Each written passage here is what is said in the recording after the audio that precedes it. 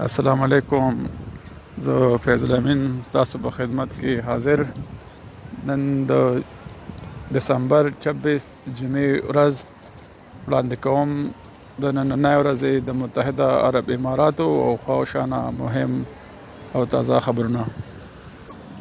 د دوبۍ محکمې قانون ثبتونکي برانچ یا د انفورسمنٹ کورټ چیف جج خالد المنصوري ویلي دي چې کاروبار کې د اغست او خرڅ په استعمال کې راغلي چکونو په قانون کې نرمي راغلې ده چې غرض یې د دوبۍ عدالتي نظام په پروسسو کې یا چالان کې معاملې زر ختمول او په عدالتونو غیر ضروري بوج کمول دي. د نوي قانون د لاندې چې د تیر کال اکتوبر د میاشتې نه په دې لړۍ شروع شوې ده، اوسنۍ نوې تبدیلۍ د را روان کال سره شروع کیږي. هغه جاری شوي چکونه چې ثابتوي چې چلوونکي یې په غرض د دوکې استعمال کړي وو به جرم او د سزا حقدار وي او د دې نه علاوه ټولې معاملې د عدالت نه بهر په خلاصولو او تصفیه کولو اشاره ورکوي. نوی قانون چې ښایي چک ورکوونکي په دې خبره مجبوره کړي د چک حقدار سره معامله د عدالت نه بهر معامله کړي، او که د چک حقدار عدالت ته په شکایت لاړ شي نو د عدالت قاضیانو ته دا حق ورکړل شوی دی چې بغیر د عدالت ته د پیشای نه د چک چلوونکي ته د چک د مالیې سره سم جرمانې چې د ورکړي شوي چک سره سم حساب کې د 50,000 نه والې تر 50,000 پورې کېدی شي.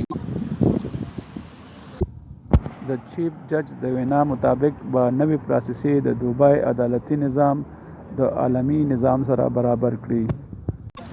د ابوظبي شیخ محمد بن زاید ال نهیان په دغه ملک کې او ټولې عالمي دنیا کې میشتو مسیحاو ته د کرسمس ورځ مانځولو مبارکي ورکړې ده.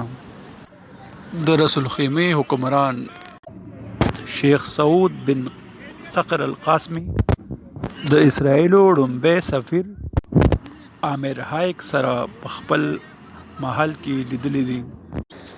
په دغه ملاقات کې د رسول خیمې د اقتصادي او مالیې وزارت وزیر هم شامل وو. دا ملاقات د اسرائیل مشرتابه نفتلی بنټ د متحده عرب امارات ته شوي سفر او دغه ملک د مشرانو سره د لیدو نه پس شوی دی چې 2 هفتې مخکې راغلی و. شیخ سعود ښاغلي نایک ته په متحده عرب امارات کې ورکړی شوي د سفارتخانې منصب او ورسره تړلو ذمه دارو ته د خیر رسولو او د ډاډګیرنو او پرمختګ تمې ښکاره کړي دي. د متحده عرب اماراتو او اسرائیلو تر منځه سفارتي تعلقات تیر کال په ستمبر کې د ابراهیم اکورډ په نامه شوي رضاوندګۍ نه پس په پرمختګ تللی دي چې سږ کال متحده عرب امارات په تل ابیب کې د خپلې سفارتخانې سپړدلو اعلان کړ. د ابوظبي عدالت یو پاکستاني ته د 500 سزا ورکړې ده چې د مخدراتو په سمګلینګ کې ملوث و. د هغه نه ټلیفون، لیپټاپ او د ګاډي او د کور تلاشۍ کې داسې مواد او اشارې شوي وي چې هغه سره د نورو ملګرو په مخدراتو سمګلینګ کې ملوث و. د دغه کس په هکله ډېر معلومات نه دي ورکړي شوي. په متحده عرب اماراتو کې د کیپټل پنشمنټ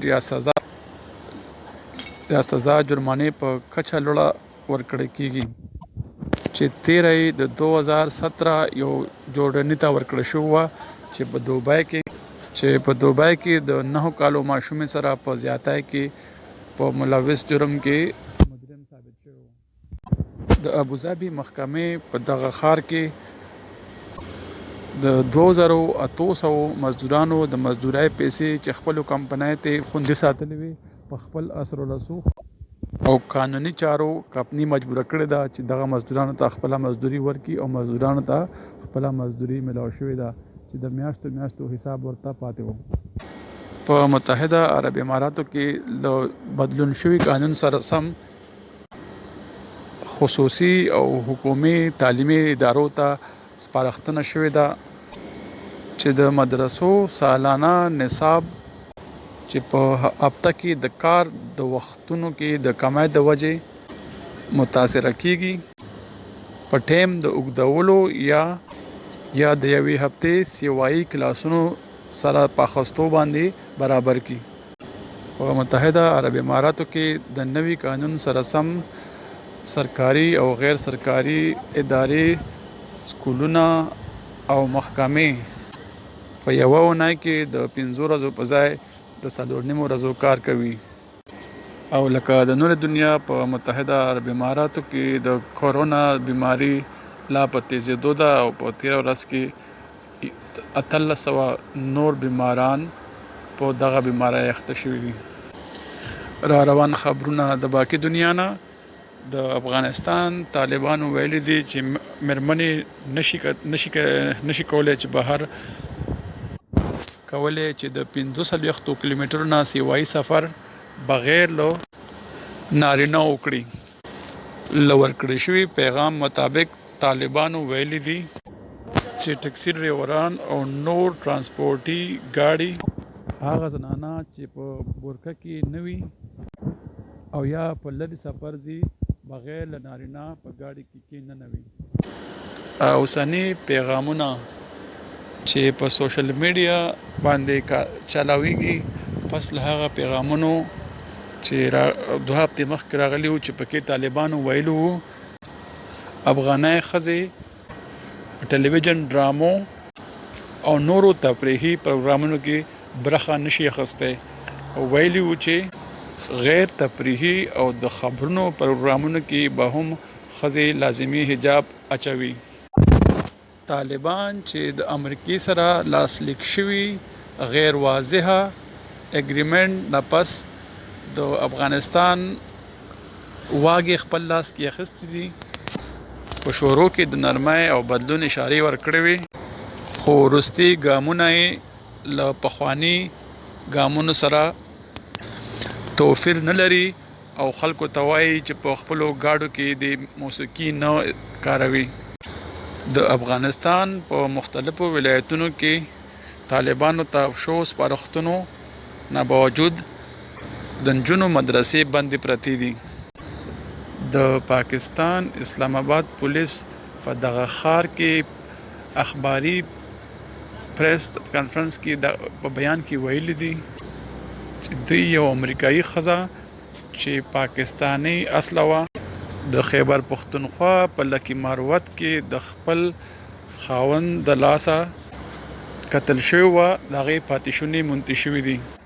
د پولیس د وینا مطابق دغې ښځې د خپل زوړ خاوند نه چې پس د طلاق یې د ورکړې شوې ځمکې چې هغه ته انتقال شوی وه چې د کروڑونو مالیت کې وه نه بیرته غوښته چې هغه د خپل کورنۍ غړو سره شریک ووجله. د دغې ښځې عمر د خپل خاوند نه 15 کاله زیات ښودلی شوی دی. 18 کردي عراقي مسافر چې غوښتل یې د فرانسې نه برطانیې ته په اوبو ور وواړي په 13 میاشت کې په کشتۍ کې ډوب شوي په شمول د نورو 8 کسانو یې 13 ورځ کردستان ته جسدونه ورسېدل. د خپلو کورنو غړي میندو ته په ایرپورټ کې په انتظار وو او د مرګ په ساندو او جړا کې یې ورته هرکلی وکړ. د سمندر د لارې اروپا ته اوښتونکو کې هر کال غټې حادثې او په سوونو خلک مرګ سره مخامخ کیږي. اخرنۍ خبر د کرکټ لرو. د استرالیا کرکټ بورډ وایي چې لزیاتېدونکې کووډ بیماری دی غواړي چې د استرالیا ټیم پاکستان ته خپل جوړې شوې دورې سره پر مخ لاړ شي چې په پاکستان کې د کرکټ بیا آبادېدو په سلسله کې یو ښه زیری دی چې پس د ویسټ انډیز نه د استرالیا راتګ ډیر په ګټه او اهمیت لري. د استرالیا ټیم به پاکستان کې 3 ټیسټونه 3 یو ورځني او یو T20 میچ لوبوي. دا د نن ورځې خبرونه. که ستاسو دا چینل خوښوي نو مهرباني وکړئ او لایک یې کړئ.